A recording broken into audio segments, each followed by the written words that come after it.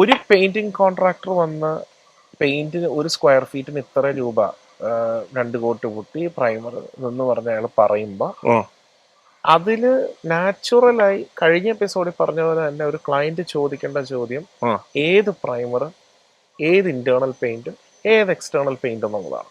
Okay okay, നിർബന്ധമായിട്ടും ചോദിച്ചിരിക്കണം ഏതാണ് internal external. ഇത് കണ്ടല്ലോ, ചില മുൻനിര കമ്പനീസ് ഒക്കെ 10 കൊല്ലം ഗ്യാരണ്ടി കൊടുക്കുന്നുണ്ട് പെയിന്റുകൾക്ക്.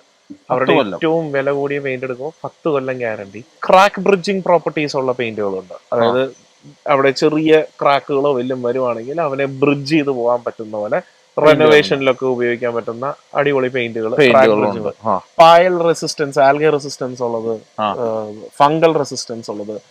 അപ്പൊ ഗ്യാരണ്ടി ഇത്രയും കൂടുന്നത്, അല്ലെങ്കിൽ ക്രാക്ക് ബ്രിഡ്ജിങ് ഉള്ളത്.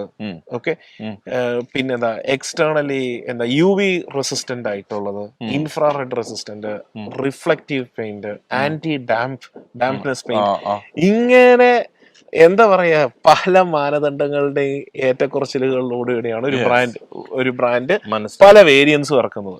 ഓക്കെ, നിങ്ങളുടെ ഇപ്പൊ ഇന്ന ഒരു ബ്രാൻഡിന്റെ പെയിന്റ് ആണ് യൂസ് ചെയ്യുന്നതെന്ന് ഒരു കോൺട്രാക്ടർ പറഞ്ഞു എന്നും പറഞ്ഞുകൊണ്ട് അത് എല്ലാം ഓക്കെ ആണെന്നല്ല. കാരണം